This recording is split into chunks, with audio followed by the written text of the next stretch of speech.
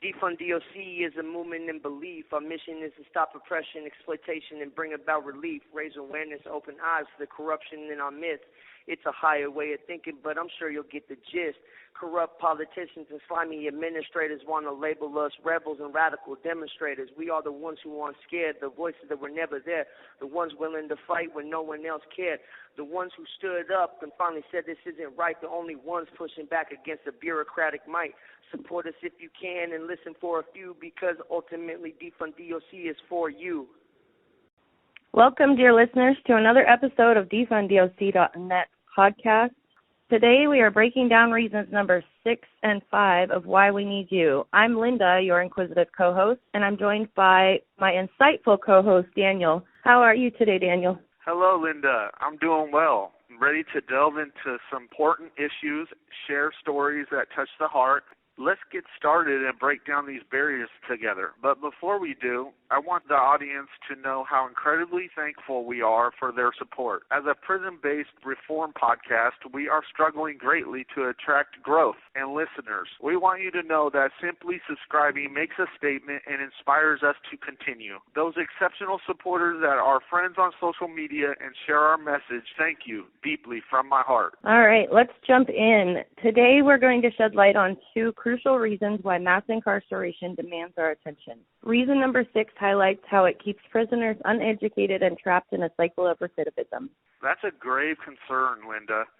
A proven way to ensure a compliant, ignorant, and backward-thinking population is by controlling or watering down their education. That is exactly what is occurring across the country. In virtually every prison, it is evil and cruel, yet it is systematic and institutionalized. I have come to develop a deep love and passion for oppressed peoples, so I must speak out about them. Similar to the dark times of slavery and segregation, withholding education or degrading its quality becomes a tool to maintain control over people. Sadly, our troubled sons and daughters find themselves ensnared in this cycle of recidivism due to lack of access to education. The fact is, people with bachelor's, doctorates, or masters of computer science largely do not commit robberies or other crimes. Nope, the government has created a very sophisticated trap that keeps individuals severely stuck, as if the government's foot is on their neck. Then the government and mass media audaciously ask why we can't get up and breathe. It is plain wrong, and it's by design. Knowledge truly is power, and that's why they are withholding it. That's a disheartening reality, Daniel, but amidst this despair, there's hope. We need partnerships between universities and prisons to ensure equal access to education for all, just like any other person in the free world. Absolutely, Linda. We highly need robust integration of educational and technical opportunities within the prison. We must shift from the current ugly practice of incapacitation to genuine rehabilitation. Most free world citizens would be shocked that current case law states prisoners are not entitled to rehabilitory programs under the U.S. Constitution, and that the U.S. criminal justice system's main purpose is to incapacitate. It is sickening, yet it is the current status quo, and actually enshrined in binding case law. Education can be a powerful tool to break the chains of bondage. Let's work towards a society that believes in second chances and provides the necessary tools for personal growth and transformation. For instance, fighting, tattooing, and marijuana use is pervasive in prison culture. What if we created a boxing, MMA, and UFC rings in every prison, and then trained and certified prisoners as professional fighters, promoters, trainers? These are real-world careers. Imagine not criminalizing tattoo artists, but rather encouraging them and certifying them so they can immediately go to work in a hugely in-demand market. Think about all the jobs that prisoners could be trained in the legal marijuana industry. Growers, cultivators, packagers, marketers, retailers. These are all bona fide professions, yet they are criminalized within the corrupt prison system to ensure that prisoners are overly suppressed by petty infractions to keep them in prison. We must reform this prison system because it is our American people that are suffering. Everybody deserves the chance to achieve personal growth through many different avenues, including education. Now let's take a moment to share a heartwarming story that highlights the impact of education within the prison system. Daniel, do you have a story to share? I do, Linda. I won't say any names due to consent and privacy issues, but as you can imagine, I have a deep well of stories and experiences to share after spending almost 20 years in prison. Sadly, I have seen so many injustices, yet on occasion, I am blessed with the witnessing someone overcoming the institutional oppression to achieving lifelong freedom. And not only freedom from prison bars, they also find freedom by dwelling and thinking beyond the prison walls. I once met an inmate who, against all odds, managed to educate himself while in prison. He devoured books, sought guidance from fellow inmates, and even participated in distance learning programs. His determination to better himself through education was truly inspiring, and it gave him a sense of hope and purpose amidst the confines of the system. I believe someday our society will no longer stigmatize and demonize those that have made bad decisions, but rather give them all the tools available so they can successfully reintegrate back into the community. Maybe the exceptional stories of noteworthy prisoners will humanize the prison community and propel change. It is important to highlight the David versus Goliath odds that all prisoners face.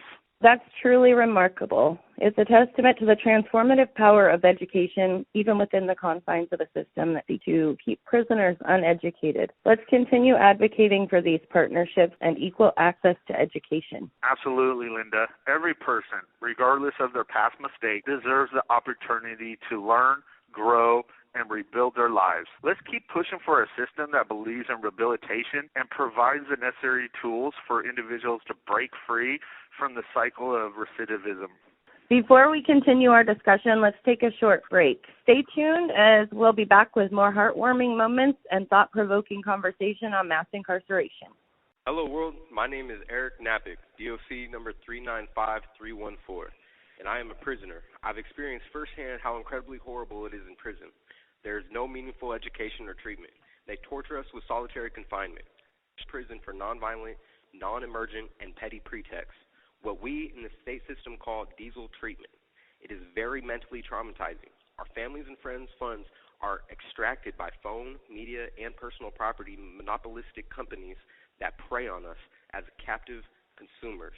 Of course, the most tragic atrocity is how they are stealing our labor through slavery due to the morally corrupt 13th Amendment enacted to create a new slave class after abolishing private slave ownership.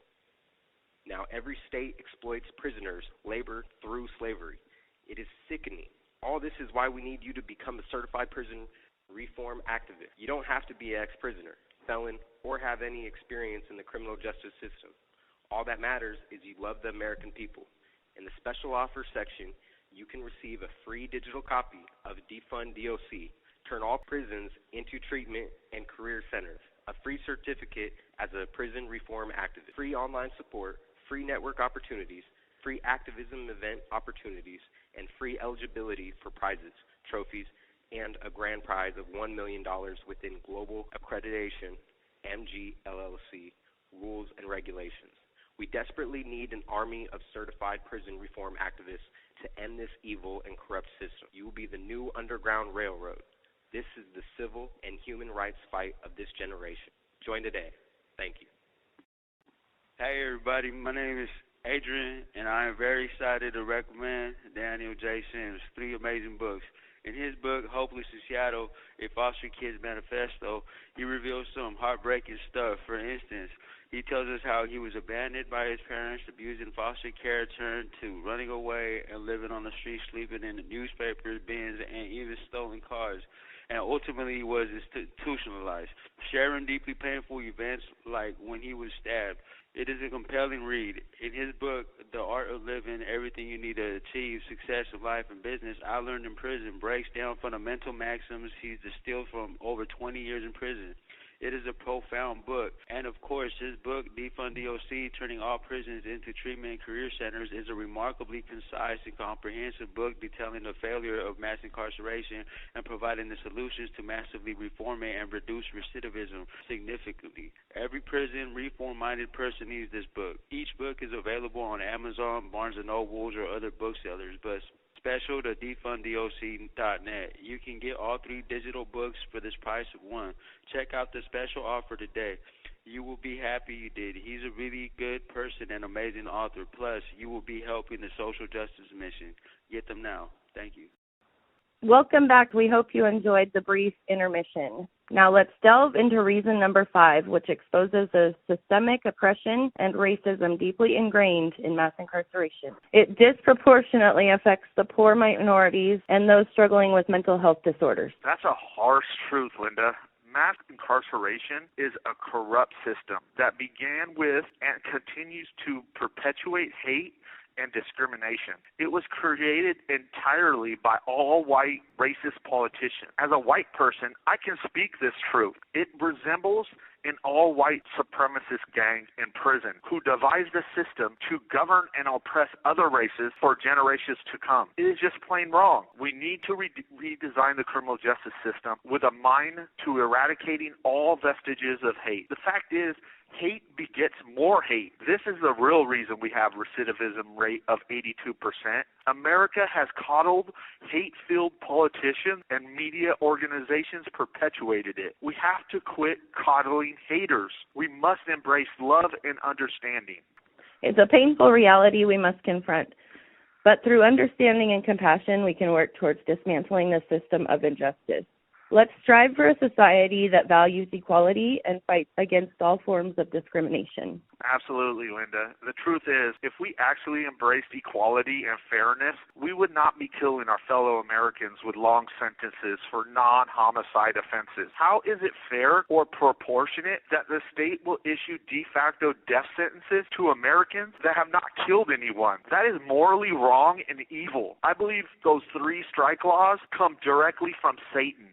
Hate and wickedness. 3 strikes is basically genocide. In the spirit of sharing stories that touch the heart, let's take a moment to reflect on a heartwarming tale that emphasizes the resilience of individuals affected by this corrupt system. Linda, do you have a story in mind? I do. I once met a young man who, despite facing hardships of mass incarceration, managed to find hope and purpose through art therapy programs within the prison. Through painting and expressing himself creatively, he discovered a newfound sense of self-worth and healing. His artwork eventually caught the attention of gallery owners, leading to an exhibition that not only showcased his talent, but also challenged societal perceptions of incarcerated individuals. That's truly heartwarming, Linda. It's a reminder that amidst the darkness, there is light and the potential for transformation. Let's continue amplifying these voices and these stories and advocating for a more compassionate and just system. Absolutely. Each story of resilience and triumph serves as a call to action. Together we can break down barriers of hate and create a society rooted in compassion and justice. Well said, Linda.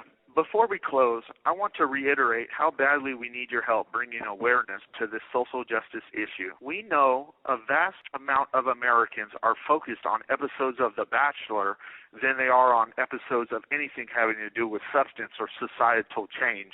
But we must find like-minded individuals and organize. If we fail to organize about something so evil as prison slavery, then our country is in a very dark place. The fact is, it was not surprising in the 1930s when partisan Nazis followed Hitler. It was surprising when good German people were quiet or indifferent as Hitler led the country into atrocities such as never been seen before. Nazi concentration camps exploited prisoner labor, but nowhere as near as badly as America has. The wicked scale of exploited slave labor in the U.S. today is repugnant. And though the prison system may not be killing prisoners with gas and bullets, they are definitely killing people with long sentences of evil. But what is even worse is all the good patriotic Americans quiet or indifferent to the evil atrocity. Think of this.